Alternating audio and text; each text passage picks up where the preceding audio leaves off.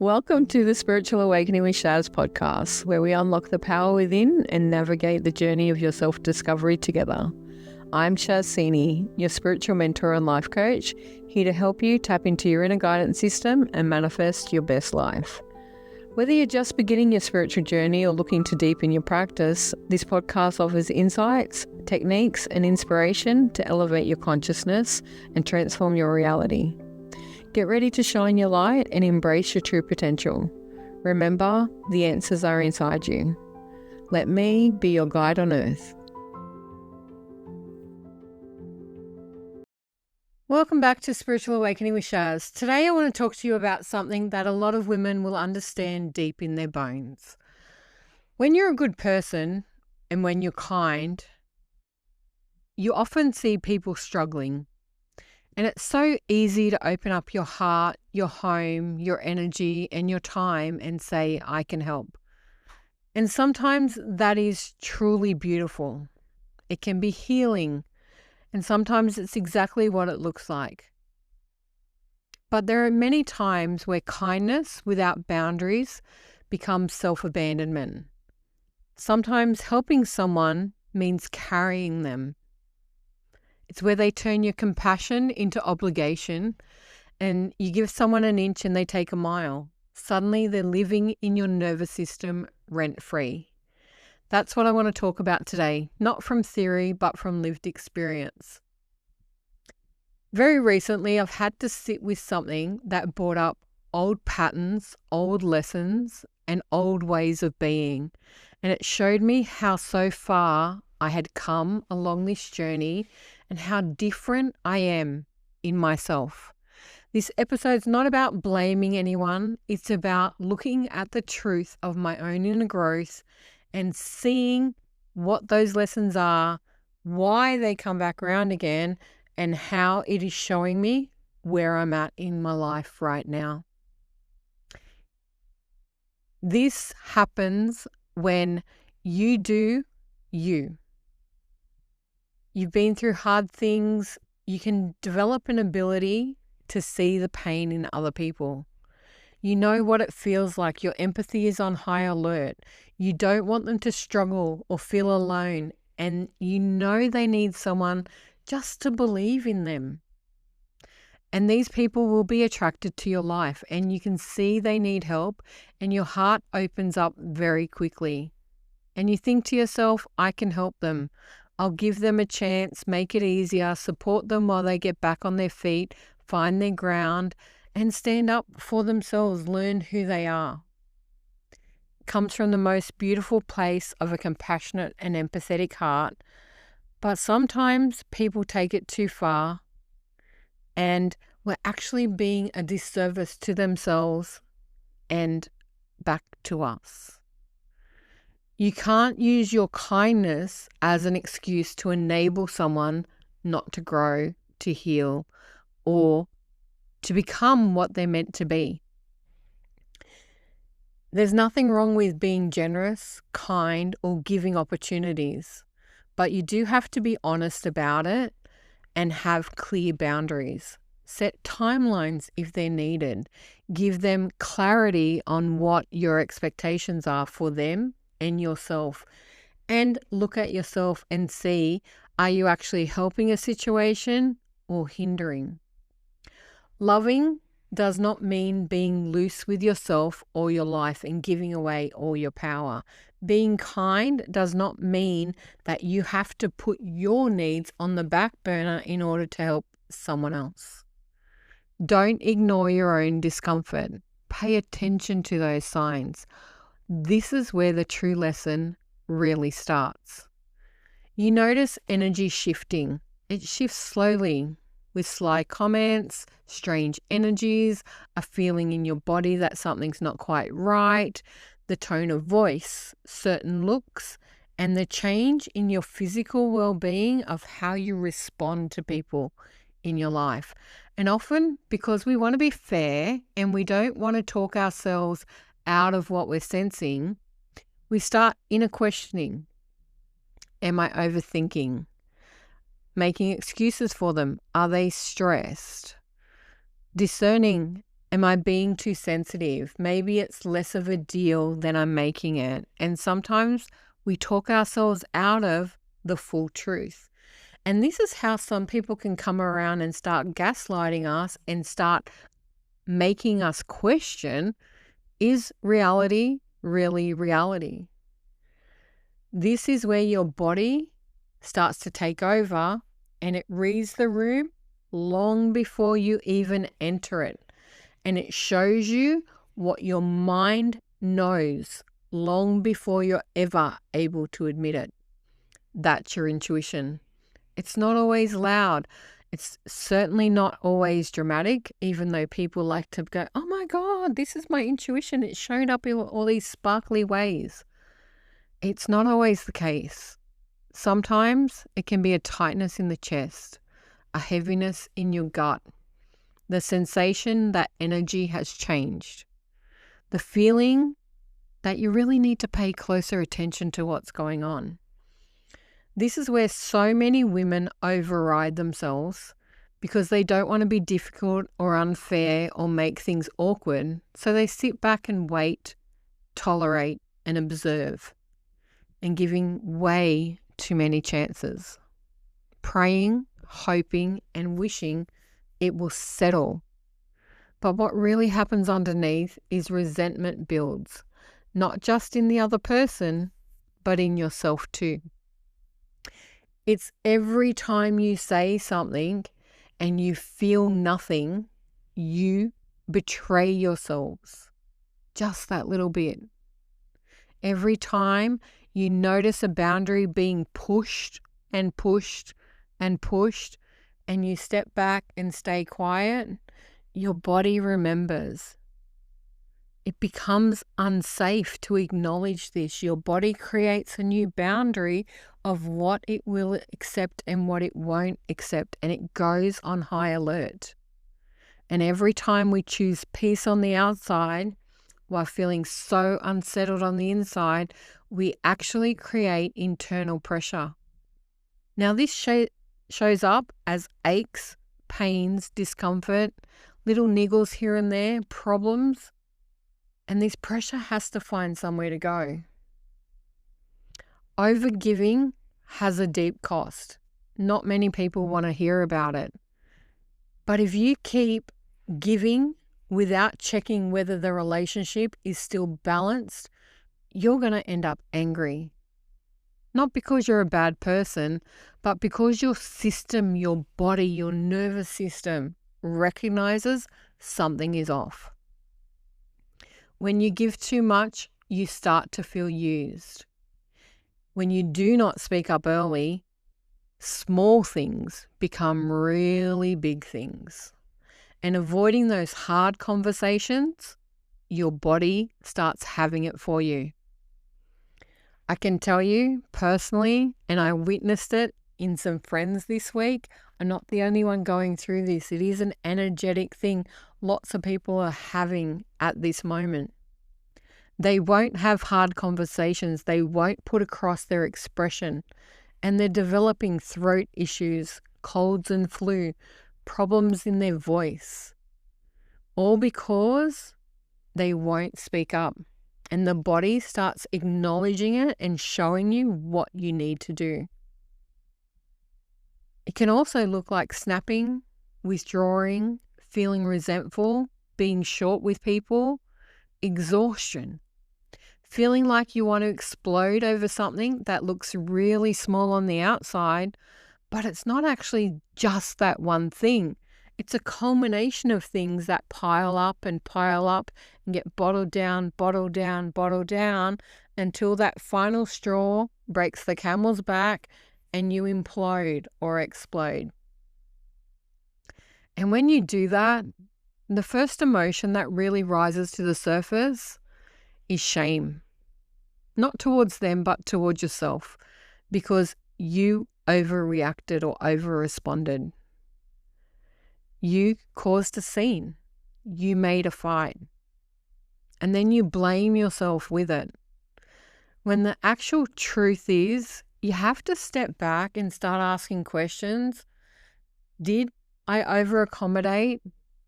How did I make things easier for someone else while making them harder for myself? Were there early warning signals that I disregarded? Where do I allow kindness to become an obligation? Was there a time where I needed clearer terms from the start? Did I do something wrong? Did I create this? How did I manifest this and bring it towards me? What do I need to learn from it?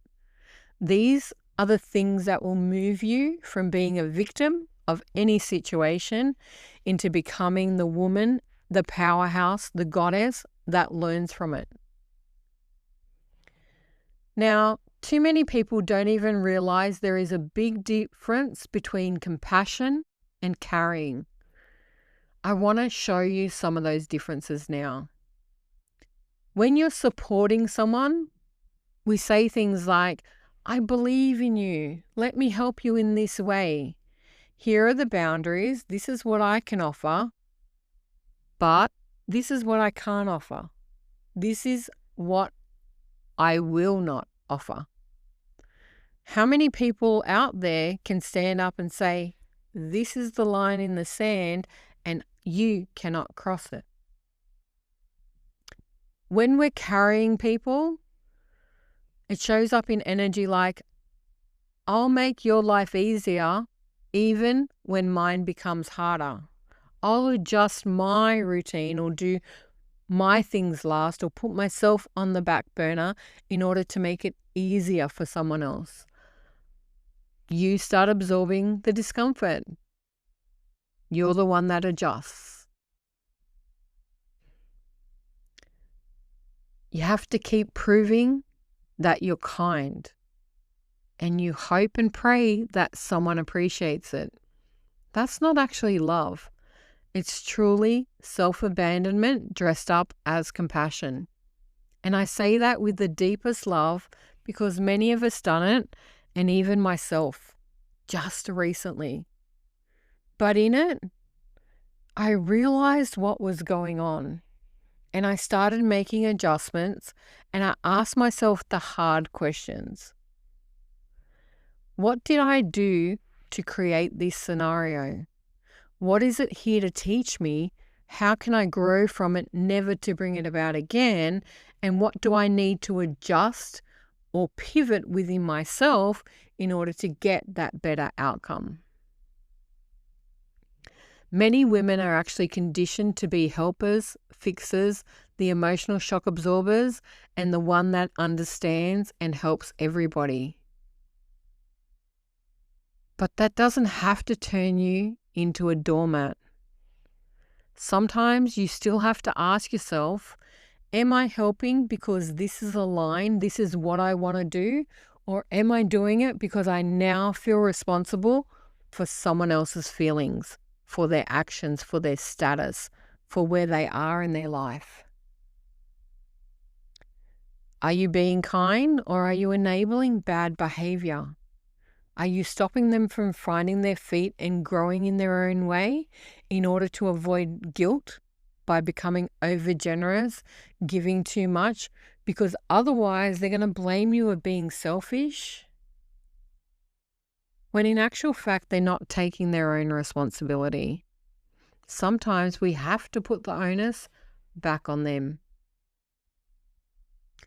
One of the things you do start to realize when you're overgiving and helping people around you and you're doing everything to make them feel better, when good things start happening to you and you start going well and you become what you're meant to be by moving forward, shifting your energy, taking up those opportunities, when you start to receive more, they actually can't celebrate with you.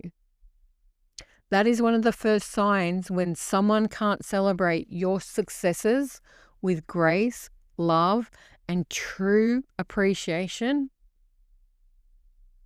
that there's some underlying jealousy, envy, or control issues going on.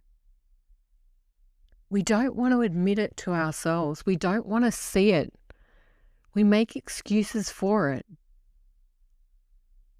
But a true, healthy, healed person is going to celebrate your success exactly as if it was their own and be honest and truly blessed and pleased about it for you without any jealousy or envy or contradiction.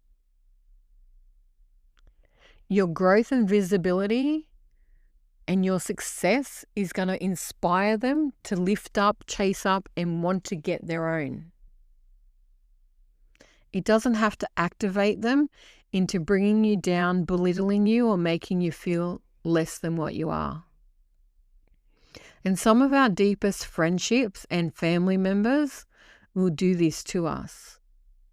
They will see you celebrating, being happy, thriving, really growing and being confident in everything you do, and make a sly comment hoping to bring your level down.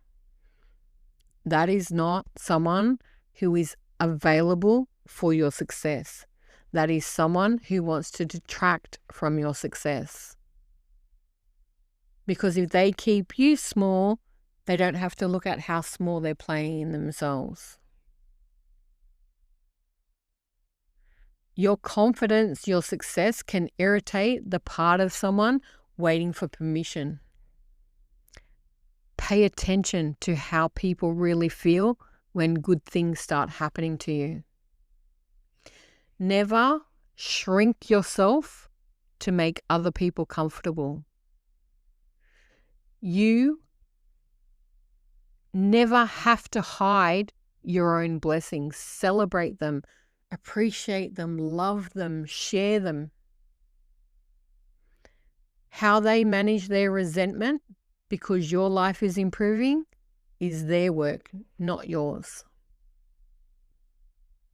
You can be compassionate, but you don't have to make yourself smaller, and you certainly don't have to hide your successes, your gains, your wins, your abundance, your prosperity in order to keep them happy. Being humble does not mean hiding your light under a spiritual potato sack.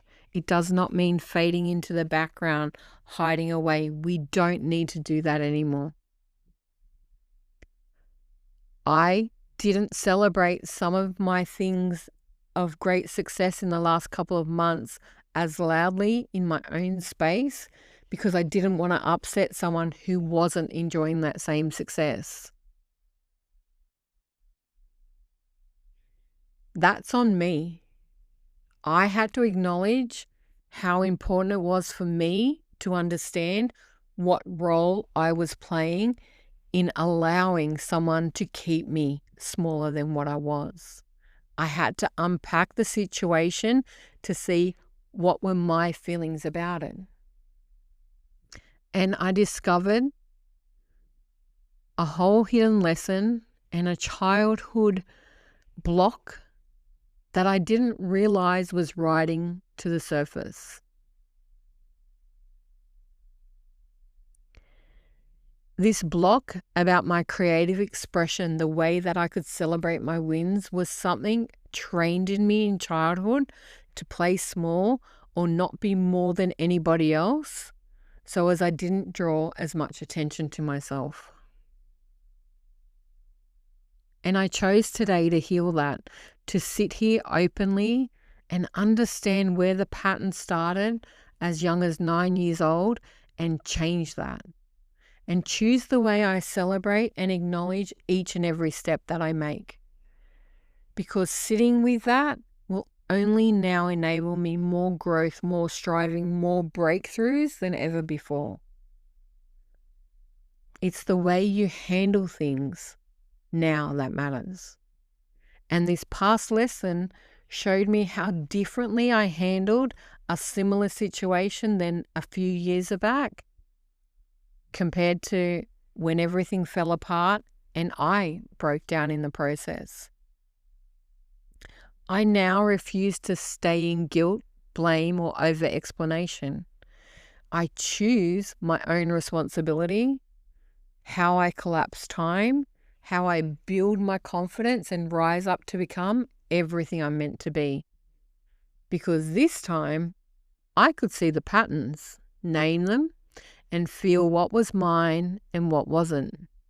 And that differentiation made the world of difference, because the recovery aspect of it and the way you build through it to step back up in vibration and become who I'm meant to be, with stronger boundaries, more confidence and clarity, and total discernment of what I will choose and allow compared to what I won't.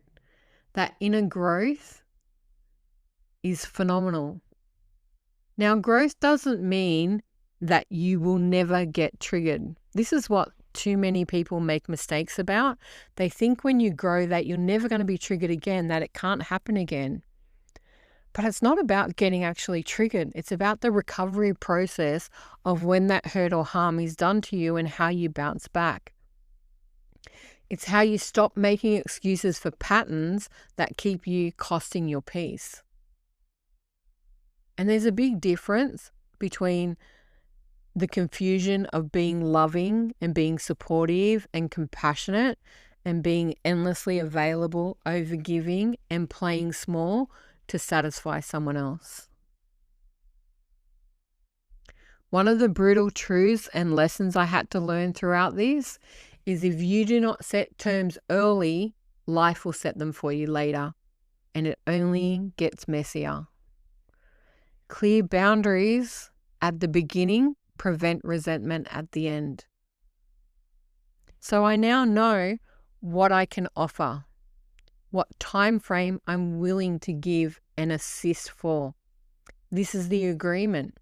I make these agreements in my coaching practice all the time, but I never fully made them with friends or family or other people around of how I gave my time, support, compassion, upliftment, and guidance. And sometimes we have to do that. And in laying down those boundaries, you also have to lay out your own expectations. What do you need in return? What happens when things change? What happens when this no longer works for me? And let me tell you, that can be the most uncomfortable feeling in the world, especially if you like being liked and if you have old patterns around people pleasing, or you grew up feeling that love had to be earned through your usefulness. There's a big difference between being clear and being unkind, being direct and being rude, and having standards is certainly not selfish. Many people are going to make you feel that they are. That's on them. It's actually one of the most mature, clean ways you can have any contact or contract with anyone else. And a contract doesn't have to be written. It is an agreement for both parties to show up in certain expectations. It saves so much confusion later. And if someone can't take your boundaries, that's on them. Never lay your boundaries down for anybody else. They can either adhere to them or you can remove your support.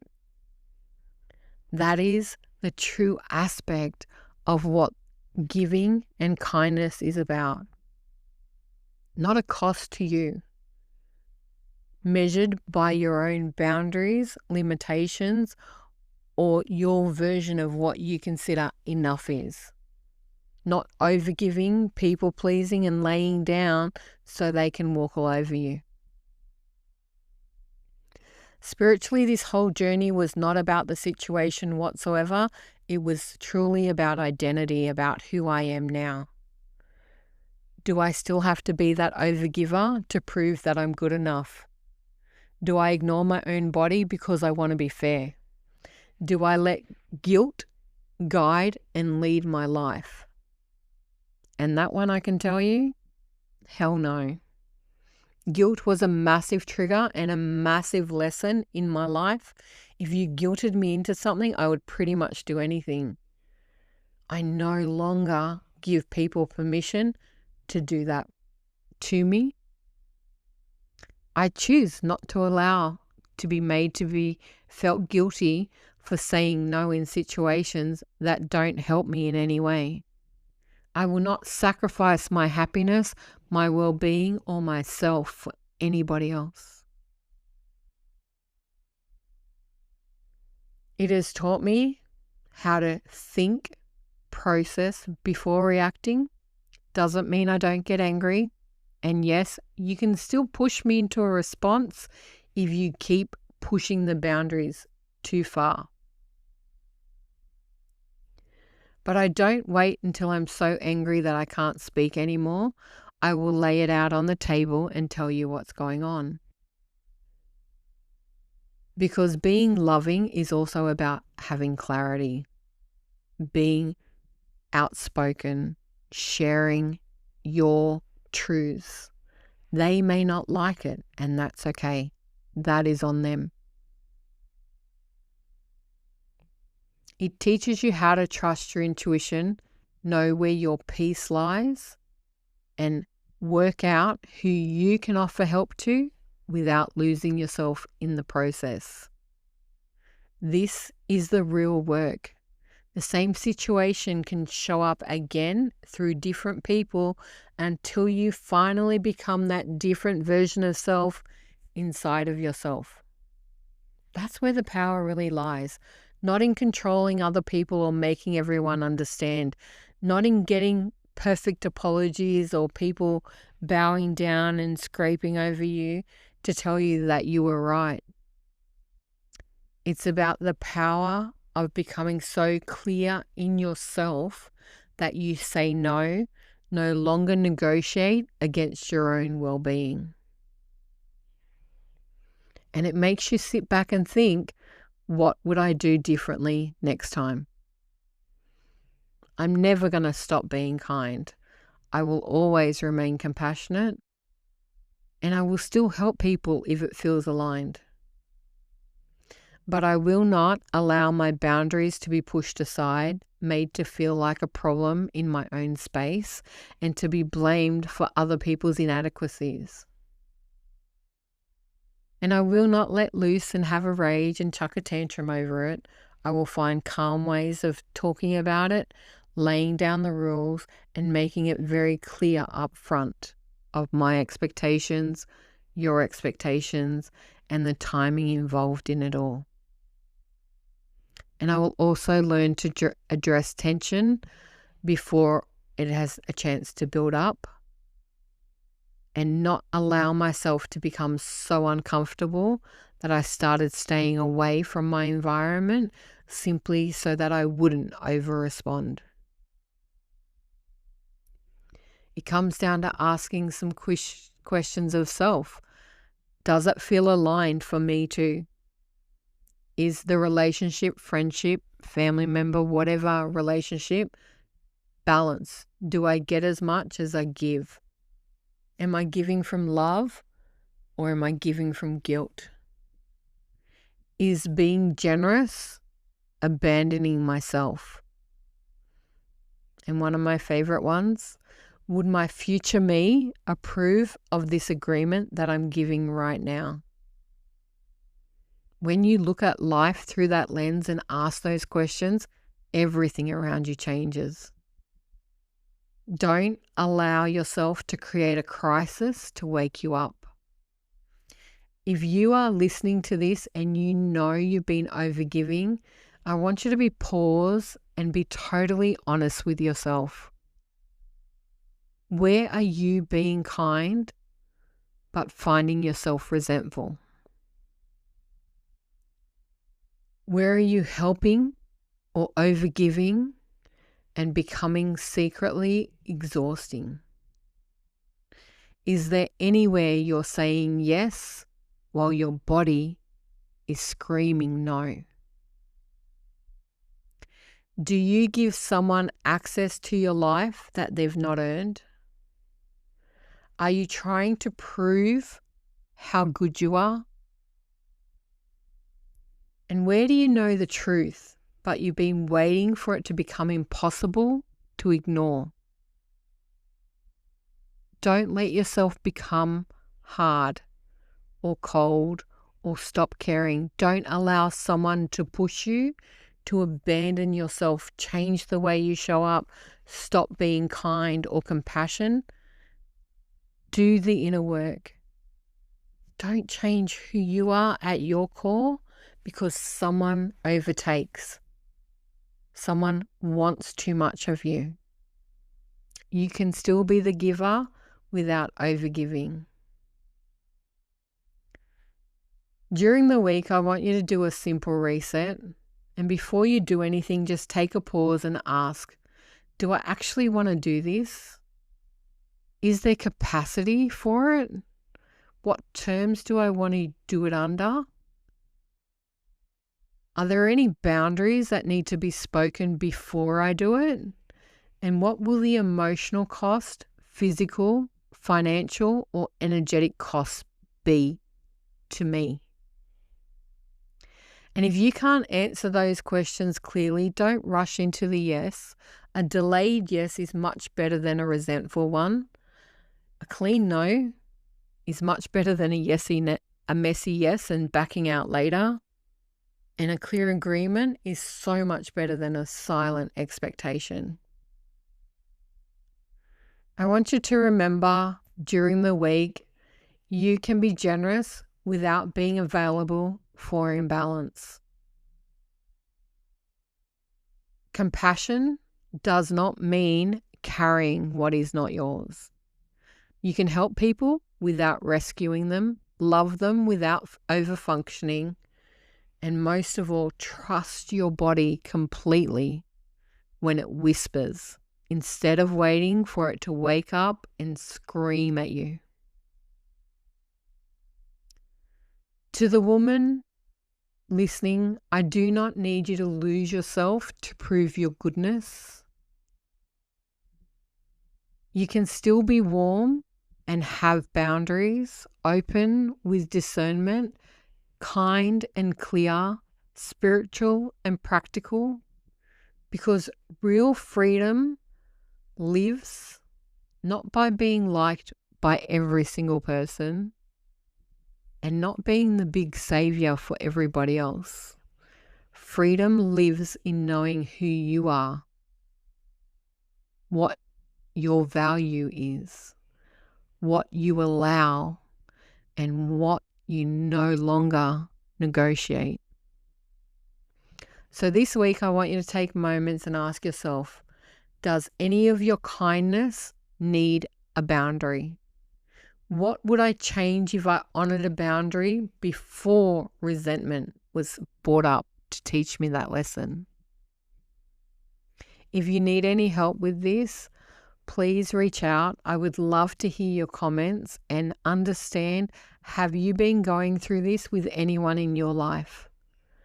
You have the power to speak up and raise those boundaries and put out your expectations, because that is going to help you move out of survival mode, rebuild your self-trust, have stronger boundaries, and create emotional steadiness. You deserve it, sweetheart. You're not broken. You just have to remember you first. And that starts one honest boundary at a time. Until next time. Thanks for listening to the Spiritual Awakening with Shaz podcast. Don't forget to like and subscribe down below so you don't miss an episode. You can also follow us on Facebook with the links below. Until next time, trust your intuition and let your spirit soar.